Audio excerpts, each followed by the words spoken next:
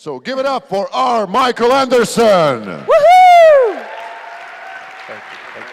Got two tall guys on the stage. Just one now. I have a message for you. Don't become an entrepreneur. Forget about all the stuff you heard about, forget about all the stuff you read. It's absolutely not worth it. Because when people come to me and they say they want to start their own business, I ask them why.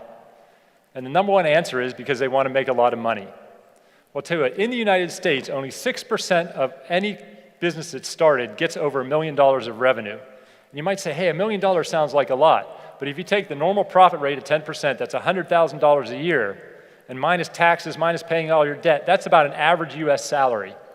So if you start a business in the US at least, you only have a 6% chance of even making an average salary. Other people, when they come to me, I say, when do you want to start, why do you want to start a business? They say, hey, I have a great idea for business. I say, well, then become an engineer or an inventor. Some say they're competitive. I say, well, be a salesperson. Others say they're a leader. Well, join a management training program. But don't become an entrepreneur because it's the hardest thing you're ever going to do in your life. Now, if you're sitting there and you're thinking, screw you, I'm going to do it anyway, then you just might have what it takes to be an entrepreneur. Because I'll tell you what, it's going to be the hardest thing you ever do in your life, absolutely, but it's by far going to be the most fulfilling. And if some tall, skinny guy can stand on stage and talk you out of it in 2 minutes, then you don't have what it takes. Become an employee. And it's okay to become an employee because me and the other entrepreneurs out there, we need employees, so you can come work for us. And we'll have a lot of fun. You can help me grow my business. But I'll tell you what, being an entrepreneur is awesome, and being an entrepreneur is very noble, but being an entrepreneur is massively, massively hard. And it all starts with one thing. And it doesn't matter, how good your product is. It doesn't matter the people you have around us. It doesn't matter how much money you make. It starts with the proper mindset. It starts with what I call the entrepreneurial mindset. And that's what I'm going to teach you. I'm going to teach you a little bit about that today. Because I have a very interesting background. I founded 3 international software companies. I found myself very successful. So I had success in business. I played semi-pro basketball. I used to party at the Playboy Mansion. But all that external success didn't equal internal success. So I didn't have any joy and fulfillment. So even though I had success out there, I didn't have it in here. So I said, you know what? I'm a good achiever, so I want to find how to get the success. So I found what I believe is the best place to do that, and I ended up earning a very unique master's degree in spiritual psychology at the University of Santa Monica. And it transformed me as a person as well as a business leader. And I wanted to give everybody here a taste of what spiritual psychology is. So we're going to spend the next 18 minutes, I think that's what we have left, meditating and hugging. No, I'm just joking. It's funny because you can always see who the Germans in the audience are. They're like, hugging, 9 hugging, 9 hugging. But then the Italians are like, I'm in, let's go, let's do some of this stuff. No, what psychology is, we learn psychology from the same place. We learn the same psychoanalysis techniques you learn from any other psychology degree. We just learn it from a very loving, compassionate point of view. Because as business people, as these driven people, as these leaders out there in the world, oftentimes we're so hard on ourselves, aren't we? We just beat ourselves up. We're our own worst critic. And no matter how much great things we do, we have that little voice in the back of our head that's always telling us all the things we didn't do perfectly. And so what I teach is I teach psychological tools about how to just come into more compassion with yourself. Because we need that compassion, because the things that we have to deal with as business owners, as entrepreneurs, as business leaders are so tough. Nobody else in the world can understand it. Nobody else in the world can understand it. Because I'll tell you 2 things that business people come to me, the really successful business people, 2 things. Everybody goes through these 2 things. One is we have so much pressure on ourselves that we go into depression and we shut everything off from the world. Because if you think you're under pressure now, wait till you have a payroll every month of $100,000, $500,000, $1 million. And every business owner who's ever been honest with me says they've woken up that one day and had so much pressure on them that they text their assistant, say they're sick, and they pull their covers back over their head, and they go to sleep, and they just stay in bed the rest of the day. Because it just comes at us from all places sometimes. And the second thing is, because leadership is difficult, sometimes we think we're a fraud. Because the funny thing about leadership is, we have this amount of responsibilities and we're doing these tasks. And then when we get promoted, we start our own business, we get that money, that seed round, all of a sudden we have this much responsibility and we're doing new tasks. And they're probably stuff we've never done before. And we probably didn't get any training or support in these. And then all of a sudden everybody's looking at us, hey, I just gave this person money. What's he going to do? How's he going to manage his team? What kind of success is he having? And so all of a sudden, the insecurity sets in, and then all this fear comes in, and then we start to feel like this fraud. I met guys. I do some work for what's called YPO, Young Presidents Organization, and I did a work with a group. I did a retreat with one of their forums. 2 guys were running businesses were over $2 billion a year, and they went through these exact same things. And so what I'm here to do, I told you, my life went through transformations. And what I do is I sold my software companies because I believe so much that business people bring so much to this world that I sold my software companies, and I'm a speaker and an author and a leadership educator. And my job is to bring more self-compassion and self-love into leaders' lives. And that's why I wrote the new book, Soul Centered Leadership, which they mentioned, that comes out in January, because I believe we go through so much pressure and nobody gets it. And I'm going to give you a couple of stories about myself. So I actually have a good background with Croatia. So I'm about 60% Croatian. I grew up in Pittsburgh, Pennsylvania, which is like a Croatian stronghold. And I think Maro was here he's from Pittsburgh as well. He facilitated one of the panels yesterday. And I was about 23 years old. I was halfway through my MBA, my Master of Business, and my Uncle Ron calls me up. And it's just before the summer, so I had the summer off. He said, hey, Michael, what are you doing? I said, oh, nothing, Uncle Ron. He said, well, I need you for this summer, possibly. What happened is I started a business in Croatia. See, my Uncle Ron, he was a chiropractor, so he was like a back doctor. He helped people's back.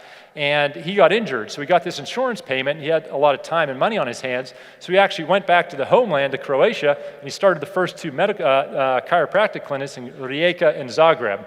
And Rijeka is a medium-sized town to the west of Zagreb.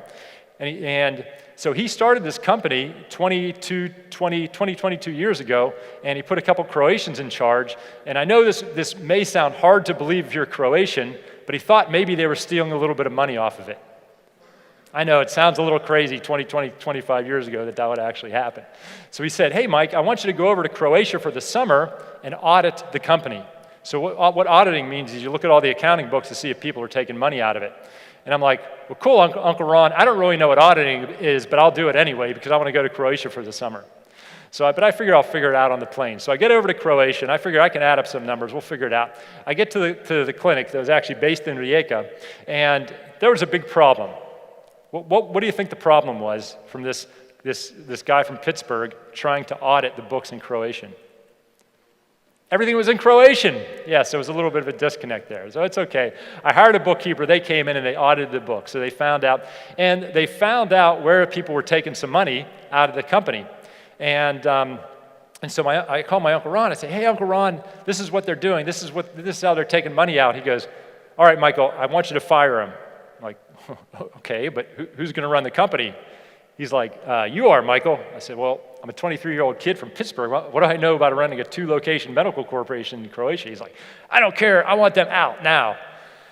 Okay, Uncle Ron, I got it. And so there was a lady in charge and sort of a right-hand person in charge. And so I told the one lady, the boss lady, hey, you're fired. She's like, fine, I'll leave. And I go to the other lady and I said, hey, you're fired. You got to leave. And she goes, F you, I'm not leaving. I'm like, you don't understand. You're fired. She goes, yeah, tough. I'm not leaving. So my first executive action, my first leadership action was to physically pick this lady up, put her out the door, and fire her. And it's funny because my Croatian friends say, Mike, every so often that is how we have to fire people here in Croatia. And I tried that in the U.S., and I had some very interesting talks with human resources after trying that in the U.S. Don't try that in the United States. It doesn't go down really good. But that's an absolutely true story, and that was my first taste of real leadership, and it actually gave me a real love for Croatia. But can you imagine And when I think back as a 23-year-old from a foreign country, from Pittsburgh, never really had leadership, never had business experience, and all of a sudden I'm in charge of a 2-location medical corporation in Croatia, in this foreign country. And I had doctors. I had 3 doctors. They were in their 40s and their 50s reporting to me. I had a staff of 14 people, half of who didn't even speak English. What do you think the state of mind was in? What do you think the state of mind I was in? I was scared. I was scared out of my wits. I was scared. What are these people going to think of me? What if I do something wrong? What if the whole company goes down because of me, because of something I did and I didn't do? And I'll tell you what, leadership is scary. If you're in a leadership position and you're new in a leadership position and you are not feeling scared, you're either lying, you're stupid, or you're a psychopath. And so what I want to do, the first thing I want to tell you is it's normal to have fear when you're in a leadership position, especially a new leadership position. And I'll tell you what, I'm so impressed by the leaders I meet here in Europe, and especially let's say former Eastern Europe, because in the US, what the normal entrepreneurs are people that get into their 30s and their 40s, maybe they're an engineer, maybe they're a salesperson, and then they start a business in an industry that they know, and they know a bit about business. But out here in Eastern Europe, a lot of the entrepreneurs, they're in their early to mid-20s. And I'll tell you what, they have so much courage, and they're so far ahead of me where I was when I was in my mid-20s. And so it's so impressive. But also what I thought, the best thing I can do is maybe to give you some tools based on psychology to help you get over fear, procrastination, resistance. So the first thing I want to tell you, it's okay to be scared. Because I notice here in Europe, and especially in Eastern Europe, sometimes people aren't vulnerable. You don't really talk about it. The problem is when you don't talk about it, you stuff it down, and then you have problems later. So I want to tell you that it's okay to be this way, and I want to give you some tools to get by that. And so I want to tell you a story that relates to this. So I was at a networking event. We all go to networking events. In a way, this is a networking event. In the US, and probably here, you have networking events that the only reason they exist is for you to go and meet people. So I get there, I'm in the US, I park my car, and I'm walking in, and I see 3 people standing there at this networking event. And I go up, and I could tell by their body language they didn't know each other. So I thought, what a great place for me to go and introduce myself to them. So as I'm on my way, out of the corner of my eye, I spot the bar. And for some unknown reason, my body pivots, and I go right to get a drink at the bar. 2 or 3 minutes later, here I am, I'm sipping on my drink, and I'm thinking, Mike, what the heck? You come here to meet people, and I found I had a great place to go meet people, a great situation, and instead, here I am sipping on my drink at the bar. What am I doing? What the heck's wrong with me? So something went through my mind. I had a fear. What did I have a fear of? What was my fear? Rejection. I had a fear of rejection. Now let me ask you, I want you to raise your hand. If you've ever been at a networking event, you go to meet yourself, and you go and say, hey, my name is Mike, and the other person says, hi, I don't like you. Ever happen to anybody? No, only happened to me 2 or 3. No. But it's crazy, it's an irrational belief, isn't it? And maybe it even did happen 1 or 2 times, out of like 1 billion times in the world. But I had this irrational belief, and it actually changed my behavior. And there's so many times, a lot of these things change our behavior. And that brings me to another situation that happened to me in San Diego. So I went and had coffee with this lady when I was running my software companies, and she was a potential referral partner, so we could potentially do some business together. And yes, we have coffees in America, just like you have in Croatia. Our coffees last about half an hour. Yours last 3 hours. I'm still trying to get used to that. So I had coffee with this lady. It was a pretty normal coffee. You know, we sat down, we chatted, and then when we get back, she wrote me an email about an hour or 2 later, and she put it sort of in a nice way because we had some follow-ups to do. She said, hey, Michael, I appreciate you meeting with me, but basically I don't want to meet with you anymore because I don't like you. I was like, does she know who I am? How could she not like me? How could anybody not like me? And that honestly happened, and for a couple hours, it really threw me for a loop. I really got down on myself. I started thinking, my gosh, did I say something to offend her? Did I say something wrong? I replayed like everything. It was just a really normal coffee. And I really was really affected me for a couple hours. And I was really just analyzing all parts of me, like what's wrong with me, this and that, am I unlikable, da-da-da. But then, after a couple hours of that, I realized that it was one of the greatest gifts anybody has ever given me. Because I came to the realization, not everybody's gonna like me. and to be okay with that. Because I looked at my behavior, and there's so many times that I said something or didn't say something because I wanted to be accepted and because I wanted everybody to like me. And when I gave myself permission to not be liked by everybody, it's like it took a pressure off of my whole life. And I said, you know what? From now on, some people are going to like me and some people aren't. And I'm okay with that. And it was like great. It was like this small shift in mindset. But all of a sudden, it's like my world opened up and I became more free. I became more of myself. And the funny thing is, when I became more of myself and not caring, I became more likable, right? Because I'm more me. I'm more in touch with my heart. I'm more in touch with my soul. And I'm just being me. So just think about all these different times in your life when you could just be you. And honestly, when I am in networking situations, sometimes I get that little fear. Oh, I don't want to meet somebody else new. What if this, what if that? You know what I tell myself? Literally, I tell myself, you know what? Maybe they're going to like me and maybe they're not. And I go up and I say hi to them. And you know what? Sometimes I get this weird vibe from people. And you know what? I don't spend more time with them. And I go meet somebody else. And then I find somebody I really connect with. And it's awesome. It makes life so much easier on myself. I met this guy one time, and he travels a lot for business. Who travels here a lot for business? A lot of us travel. We stay in hotels. We travel solo. And so isn't it true that when you're traveling alone for business and you're in that hotel room and it's time for dinner, you have one of two choices. You can get room service, you can stay in bed, you got your laptop on your knees, you're watching stupid stuff on TV, and you're eating room service, and you're like, this sort of sucks. I feel really lonely. I feel like this loser up here in my room when everybody else is eating dinner. So then the next night you go down and you're in the hotel restaurant, you're all by yourself, and you're like trying to read the newspaper and think, man, I hope nobody thinks I'm a loser eating dinner all by myself. It's like a lose-lose situation, right? When you're staying alone in a hotel. Well, I met this guy, and he's like, look, I hate eating alone. I hate eating dinner alone. So what he does is he goes, and when he's alone, he goes to the hotel restaurant, and he'll go up to other people, other groups of people, and he'll ask if he can eat dinner with them. I'm like, dude, you do what? He's like, yeah, I hate to eat alone. So, I'll just find other people, and I'll ask to eat dinner with them. I'm like, that's awesome. I said, so how often? Are you like 95%, 98%? He's like, nah, I'm about 30, 35%. I'm like, dude, so it's like, you're like, no, yes? He's like, yeah, that's pretty much it. I'm like, that is awesome. You're my new hero. And I said, how do you do it? He said, well, when they're saying no, they're not saying no to me. They're just saying maybe they're on a date, maybe they're, tired from traveling, maybe they're having a business meeting. And so they're not saying no to me, or maybe they are, maybe they don't like me. Screw them, I got other people to talk to. My goal is not to be liked by everybody. My goal is to find somebody to have dinner with. So he just goes on to the next one. And I'll tell you, to me, that is inspiring. I haven't reached that level yet. I do it a little bit, but sometimes when I get down on myself, like, should I do this or should I do that? I think of this guy, I'm like, he can do that, I can do that. And it's really, really amazing. It's really, really empowering. So just a lot of these little stories I want to tell you because we really want to think about, because they all have like psychological anchors in them. So that's why I tell these stories. So let's talk about real psychology for a second. So I want to talk about procrastination, fear, and resistance. Now, when I talk about these, I want you to think about the one thing that you're putting off in your life right now.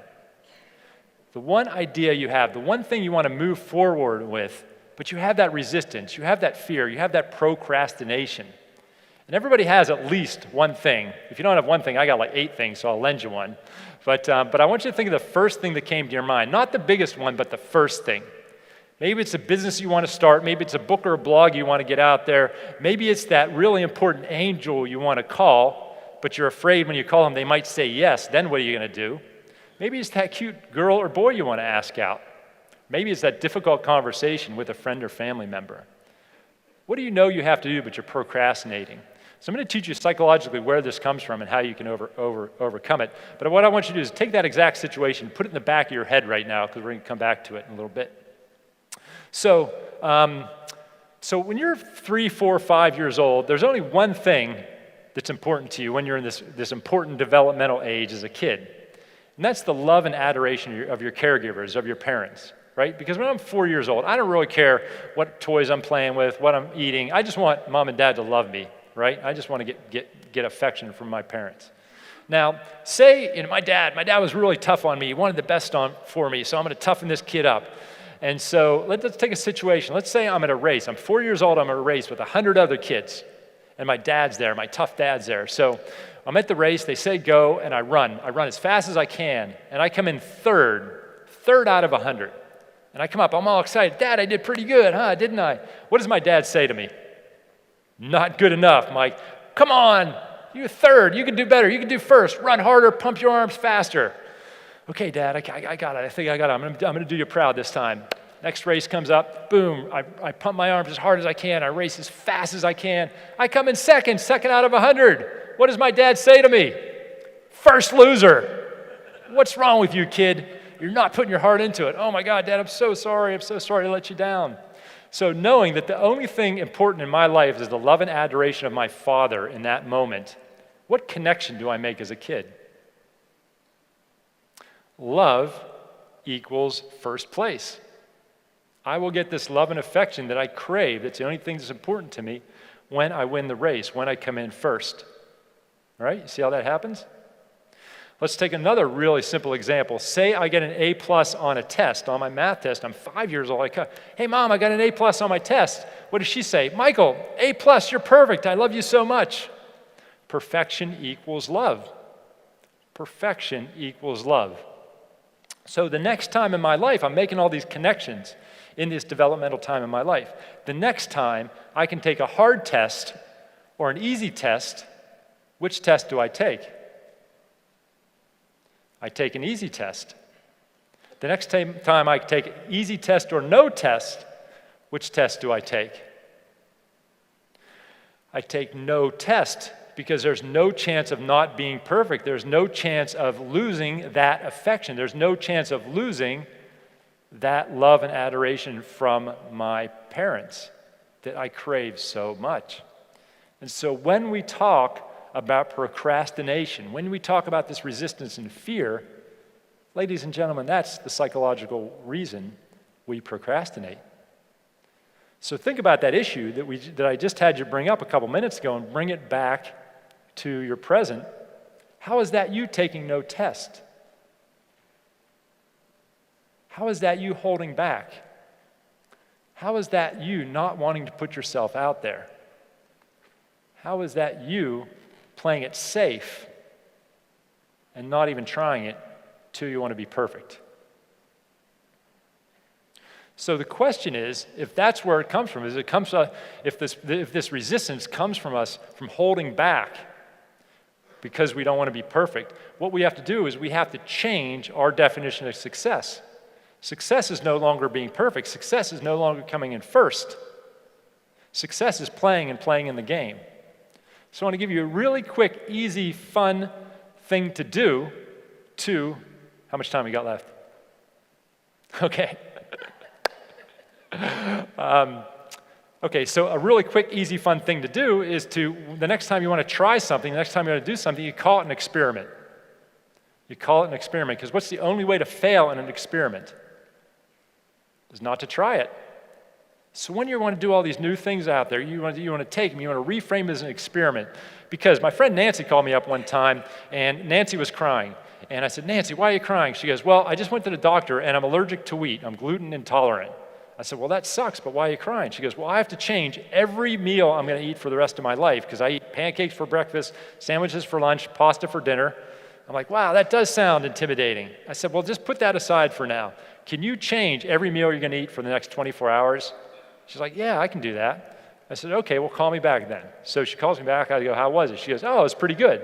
I said, well, let's do another experiment. Let's do a week-long experiment. So she does a week-long experiment. She stays off wheat for a week.